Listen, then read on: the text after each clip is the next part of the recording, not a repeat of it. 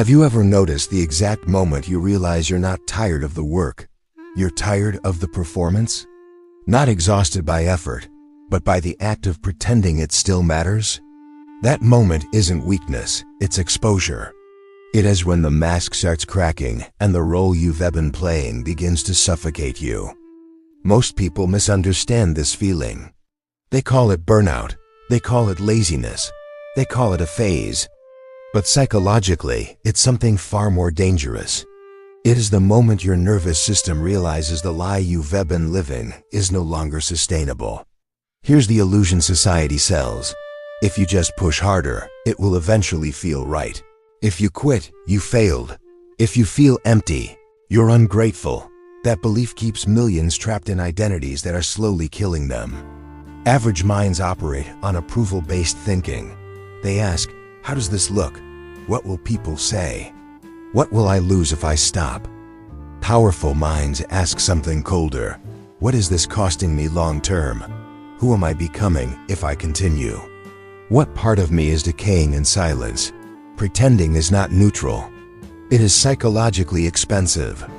Every time you force enthusiasm you don't feel, your brain records dissonance. Every time you nod while internally resisting, your self-trust erodes. Every time you stay silent to keep the peace, you teach your mind that comfort matters more than truth. This is how people break not suddenly, but invisibly. Strategic thinkers understand a brutal truth. You can survive almost any hardship, except sustained self-betrayal. Most people think quitting is dramatic. In reality, quitting late is the real catastrophe. Because by the time you're done pretending, your body already knows. Your patience shortens, your tolerance drops, your identity fractures. You start reacting instead of choosing. Here's where Machiavellian awareness enters. Power is not loud persistence. Power is timing. The strongest players don't cling to collapsing structures.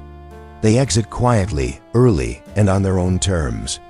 Weak thinkers cling because they confuse endurance with strength. Strategic thinkers withdraw because they understand leverage. Pretending keeps you predictable. Predictability makes you controllable. The longer you perform a role that no longer aligns with you, the more authority you hand over to external forces, bosses, family expectations, social narratives, sunk costs. And sunk cost is one of the most dangerous psychological traps. The mind whispers, you've already invested too much to stop now. But powerful minds recognize something sharper. Time invested in the wrong identity is not an asset, it's a liability. The moment you realize you're done pretending is the moment illusion dies. An illusion is comfortable, truth is not. Truth isolates, truth destabilizes, truth forces responsibility. This is why most people suppress that realization. They drown it in distractions. They rename it stress. They normalize numbness. But once seen, it cannot be unseen. You're not breaking because you can't handle life. You're breaking because your inner hierarchy has shifted. Your psyche is rejecting a version of you that no longer fits. And that rejection isn't a flaw.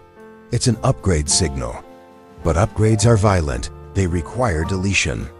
Most people never reach this threshold consciously. They collapse into bitterness, cynicism, or passive aggression instead. Strategic individuals pause here. They stop performing. They stop explaining. They stop begging reality to feel different. They observe. Because pretending is a currency, and once you stop paying it, the entire system reacts.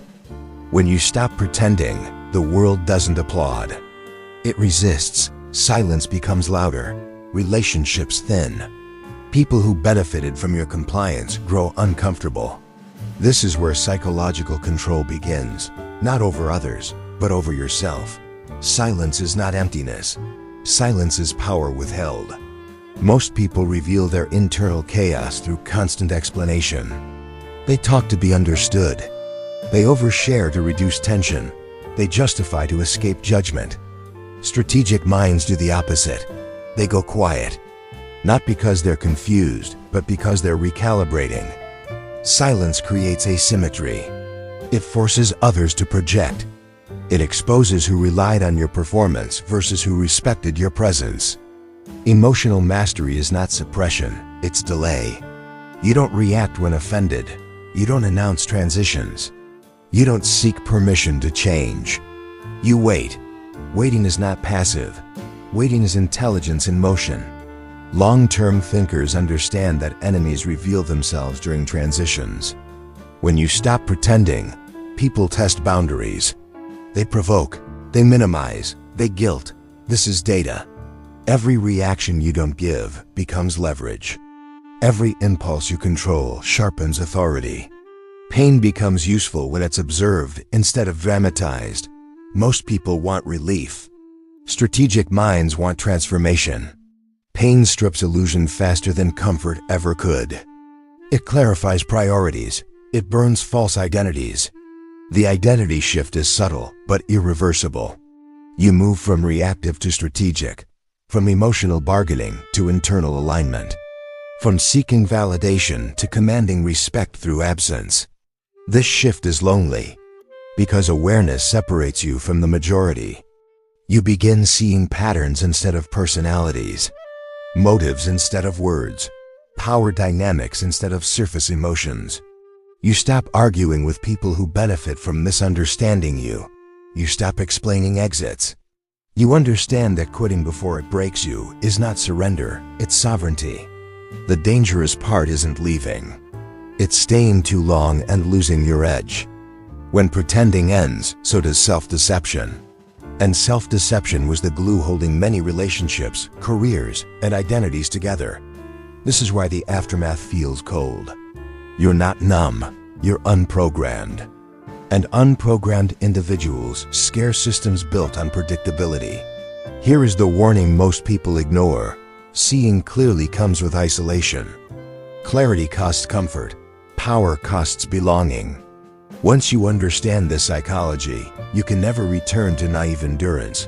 You'll recognize when effort turns into erosion, when loyalty turns into self-erasure, when patience turns into paralysis. And you'll know when to leave quietly, decisively, without drama. Most people will call it quitting. They always do. But deep down, they know the truth. You didn't quit because you were weak. You quit because you refused to let a lie finish breaking you. Awareness is heavy. It doesn't shout. It doesn't celebrate. It stands alone. Most people won't go further. That's the point.